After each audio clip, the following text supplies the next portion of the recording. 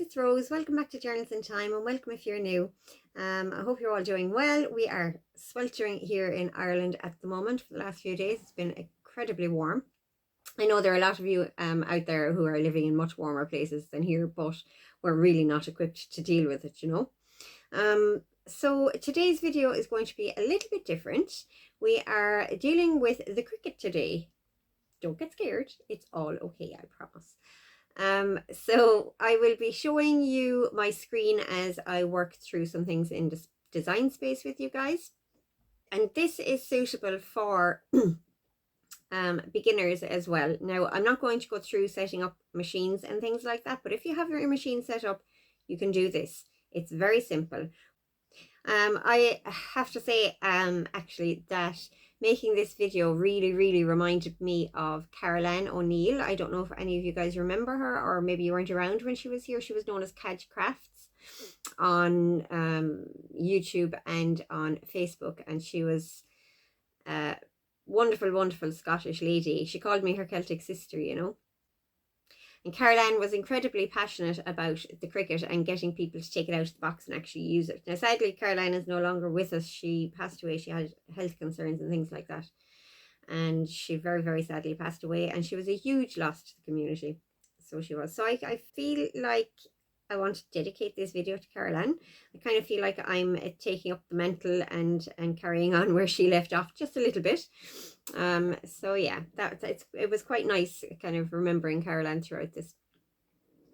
Now, a lot of people, a lot of crafters, junk journalists in particular, I would say, probably other crafters as well, I would say that they get a Cricut because they want to cut fussy cuts from digital kits. I know that's one of my primary uses for it. It really does help with all the fussy cutting. It's a great tool to have, particularly for people with arthritis and things like that. It can be very useful. So there has been an issue with print then cut on the Cricut for digital kits, okay? And the issue being that when you print a page through your Cricut Design Space program, the pieces on it will print smaller than they would if you just printed the kit itself straight to your printer. I hope that makes sense. So if you just print your kit as normal, the pieces on that are the correct size. But if you go through Cricut Design Space, like you need to if you want to use the Cricut to cut them out, then those pieces will come out smaller. Now, I have found a workaround for that. So that's what we're going to be addressing today. I did teach this at a workshop in June at the Rachel Bella Crafts retreat, and the girls found it very helpful. So I'm hoping that more of you out there will find this helpful. I think it's a necessary video. There are a few videos telling you how to actually do the print and cut, but I haven't come across anything telling you how to keep the pieces the same size. So we're going to solve that today for everybody, okay? Now, I'm going to switch to my screen recording and we'll go through the process. And I will be back at the end. My hands will be back at the end in my usual setup to show you a few bits and pieces. All right? Okay, guys, so this is the home screen when you open your Cricut Design Space app. We are going to go to New Project from the top right of the screen, and this brings us to our blank canvas. We are going to go to the far right of the canvas down at the very bottom where it says upload, and we are going to click upload image.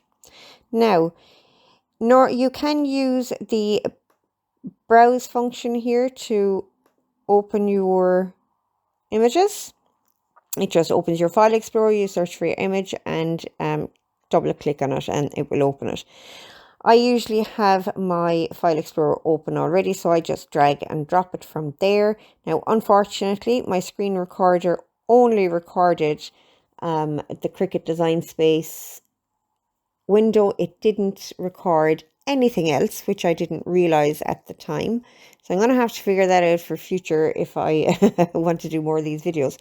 But just know I just pulled up my file explorer from the bottom bar and dragged my image across into the box. Okay. This is an image from one of Rachel Bella Craft's digital kits. It's the Journal de la Couturier. It's a French kit, absolutely stunning. And there it is. Okay, so we're going to hit continue because that's the image that I did want. Now, this is the main screen where all the action happens. So we're going to scroll down to manual. We're going to make sure that that little wand is selected. And we are going to click on the white background of our page. That will disappear and you will see little grey and white boxes behind to signify that there's nothing there. Okay. You can use the back button there if you've pressed on the wrong thing. Okay, so we're going to go to the eraser and we are going to erase the logo. You don't want the logo cutting out. It would actually attempt to cut it out, and it's very small, very fiddly, and takes quite a bit of time, to be honest. And it's just not necessary. Okay, so we are going to hit continue. And we have our 3 graphics there. We can see that our logo is completely disappeared. We're going to hit flat graphic and continue. And this is where we can put in our tags, you can name the image, add it to a collection, little things like that, just to make it easier for you to find again. As you can see, I have a collection or a folder down there in the bottom called Rachel Bella Kits.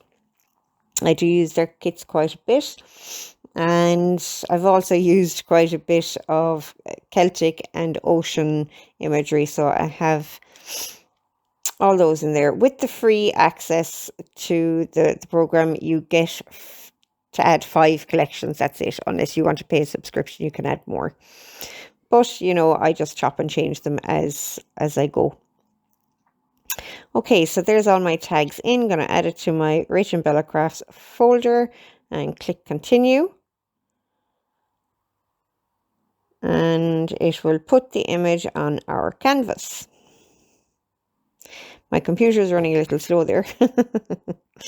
Okay, so here we are on our canvas. It opens the image panel automatically. I just close that down. I don't need it.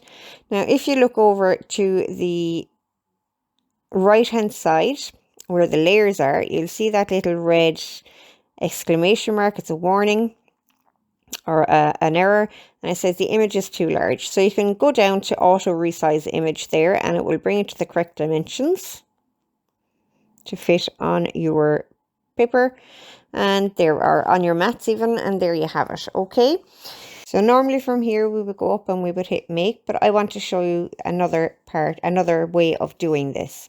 So we're going to go back down. We're going to go to upload. Once again, we are going to click upload image. We're going to go back through the very same process. We're going to bring our image in. I'm using the same image. There we go. I just drag and dropped it there.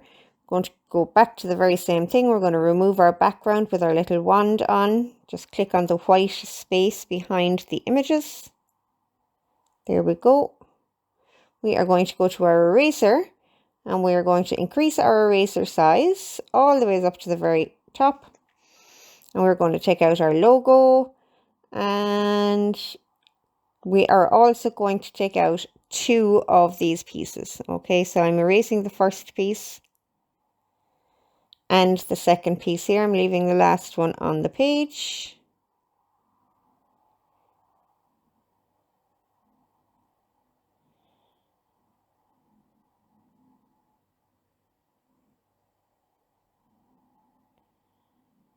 And we're going to hit continue. On this screen, we can check to see that everything is clear there. We haven't left any bits behind. We can hit flat graphic and then continue. Add in our image details, the name, tags, etc., etc. And hit upload.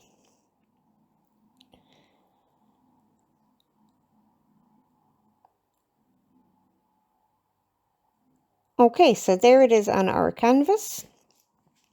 We're going to close that gallery again. You can see our image there just on its own. Now, if you look over in the right hand column where the layers are, there's no red warning there this time. It's the same yellow warning.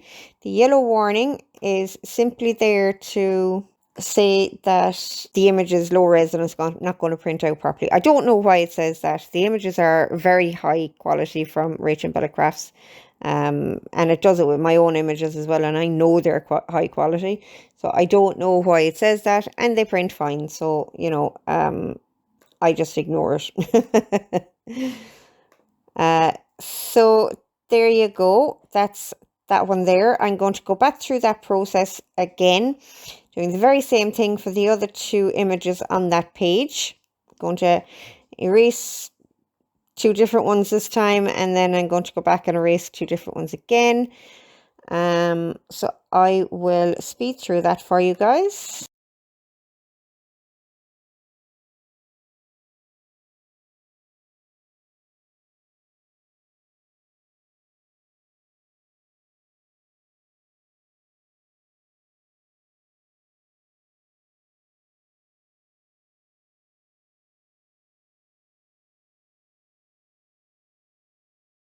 And there we have all of our three separate images on our canvas, as well as the one that the full page all together.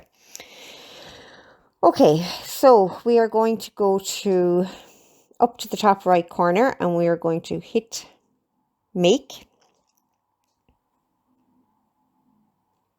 Going to save our project.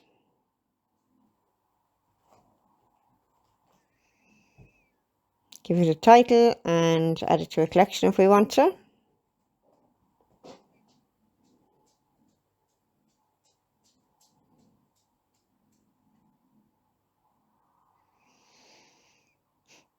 And that brings us to our make screen, brings us to our matte screen.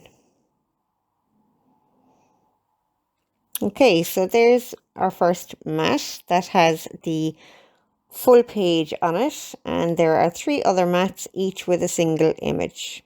Okay, so we go to send to printer. Now I've already printed, so I'm going to hit already printed. And unfortunately, my machine isn't connected. I'm having issues with connecting it at the moment. I don't know what's wrong. It may just be that the machine is old and I need to replace it, but I don't really need to show you this. It just goes to, it tells you to load the mat in your machine and hit the flashing C button to cut, okay? Like I said, I'm not going through the setup and things like that today. I just wanted to show you this. Okay, so I actually want to print and cut one other sheet as well, just to show you something on that. So I'm going to get that set up and show you what I'm talking about. Okay, so with this image, you can see that it's a much fuller, or not that it's much fuller, that has more elements on it. So we're going to do the usual. We're going to go to the select, take away the background. We're going to go to the eraser and erase the logo. And then what I like to do with pages like this that have a lot of small elements is take about a quarter of the page. Now you can take a little bit more, which I will have to here. But you have to take something off of the long end and the short end. So we have to take it across the bottom, and we have to take something from the side of it as well. Okay. I hope you can see what I mean there. So I have a little bit left there. You can do a preview here if you need to. For something like this, it's kind of handy. And we're going to go to do the same process, image details, and into our canvas, and then I'm going to go back and do it again to have the other 6 or the other 9 smaller pieces, and then I will have the larger pieces done, one single one and 2 together, just to split them up to make sure that they don't have to be resized when they go into Design Space. And then we're going to do the same process into our mat and print, then cut. Okay. So as you can see, I did finally get my Cricut to connect to my computer, and it's cutting away there. What it's actually doing at the moment is reading those little black registration marks. That is the whole reason that we need to print through Cricut Design Space is so that it can print those registration marks so that the machine can actually read the print. Okay, so I'm going to switch over to my normal overhead camera, and we'll have a chat about our results. Okay, so let's have a look at these two pieces. Now, these are the only two I actually have for comparison because I've used a lot of the rest of them. In the meantime, it's taken me about 2 weeks to get this video done for you guys. Between everything that's going on in the house, we're actually redoing the kitchen and everything's in a heap. So yeah, so these are the two pieces that I have. I have some of the other pieces here, but I just don't have the comparison pieces for you. So I can't show you those, but this will demonstrate it quite well anyway. So you can see that this is the one that we get from the sheet with just the background removed and the three pieces all cut together. Okay, so that's that one. It's still quite a nice size, but you can imagine with different sizes how it would affect it. This is the actual original size, and there is quite a discrepancy. Okay, so I mean, it comes up by a good inch at least, I would say. So there we have it, guys. Splitting up your images in the Design Space program before you actually upload them completely will give you the correct size to cut. Okay, just a note as well about these smaller images. These little stamps that we did. Now my machine went off piece here and cut them all sorts of wrong. It's cut up on the half of it is white, but that's an issue with my machine. I probably need a new machine, I think. But what I wanted to say about these, we split this page into 4 pieces. So we had 6 of these little stamps as a group, another 6 as a group, and then we did the 2 larger ones together and one on its own. Okay, the 3 larger ones would have needed resizing, so I just split them into 2 and 1. Now, what I was going to say is, when I split them into, we'll say 6 pieces, they stayed in that formation when I put them on, or 9 pieces, wasn't it? They stayed in that formation when I put them through Design Space, and they printed on one page, and they went through like that.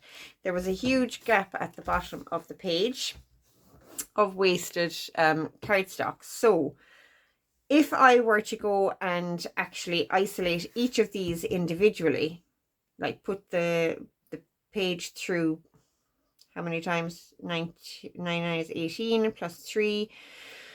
It would have been 21 times I would have had to do it, and do them all individually.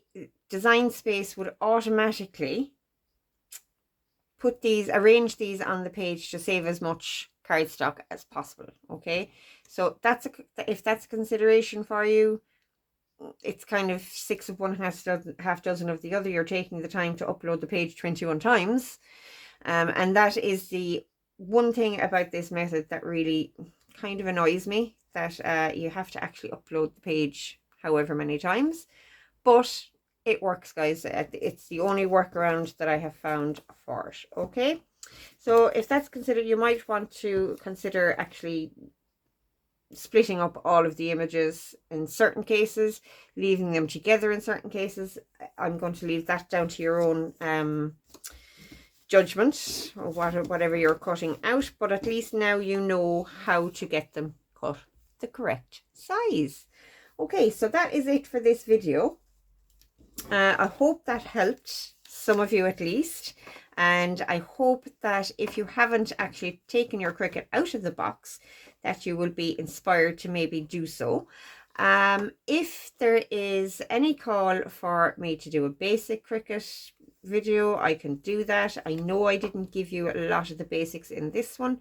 I particularly wanted to address this issue in this video, but if there is a call for doing the machine setup and things like that, let me know and I will look at doing one of those for you guys.